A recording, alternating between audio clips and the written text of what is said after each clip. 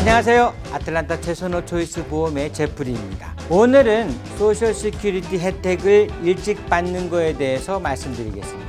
우리가 과일이나 채소가 덜 익은 것을 말할 때 설익다라는 표현을 씁니다.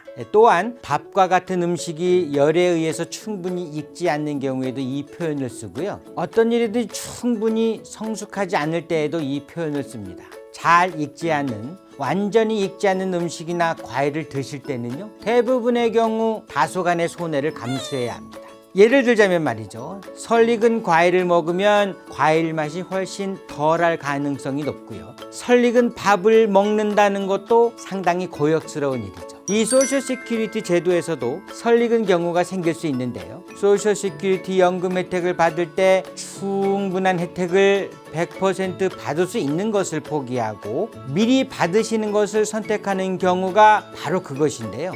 즉, 정년까지 기다리시면 정해진 100%의 연금 혜택을 받으실 수 있는데, 굳이 정년 훨씬 이전부터 소셜 시큐리티 연금 혜택을 받기를 원하시는 분이 있으시다면 이는 설익은 과일을 따먹는 그런 분이 되는 것이죠. 이렇듯 설익은 소셜 시큐리티에 과일을 따드시면 어떻게 되는지 알려드리겠습니다. 어떤 일을 처리하시는 데 있어서 전후 좌우를 살피면서 서두르지 않는 사람이 있는가 하면 몹시 서둘러 처리하시는 분들도 있습니다. 이게 어느 것이 낫다고는 일률적으로 말을 할 수는 없고요, 그 나름대로 장단점이 있습니다. 매사에 서둘러 처리하시는 분들은 무슨 일이든 조기에 처리하시는 것을 좋아하십니다.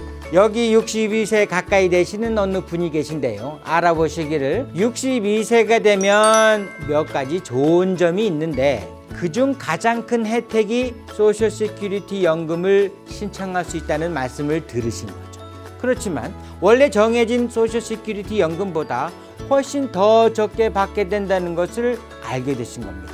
그렇지만 이분의 생각에는 정해진 것보다 적게 받더라도 일찍 받기 시작하는 것이 훨씬 이득이 될 것 같으신 거죠. 얼마나 오래 살 수 있는지 알 수 없는 이 인생에서 연금을 일찍 신청하면 그 혜택을 좀 더 누려야 억울하지 않을 것 같으셔서 일찌감치 시작을 할 예정이십니다.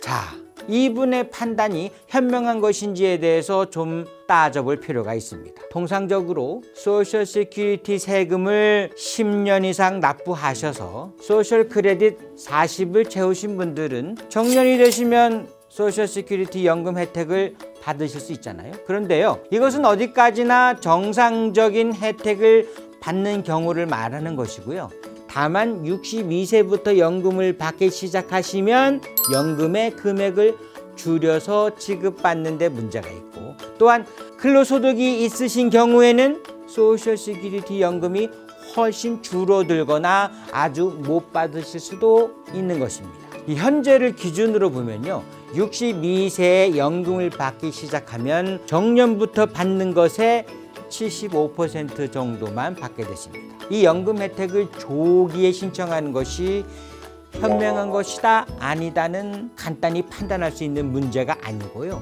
우선 근로소득이 없으신 경우에는 정년 이전에 신청하시는 것이 더 오랜 기간 동안 혜택을 받게 되시는 거고요.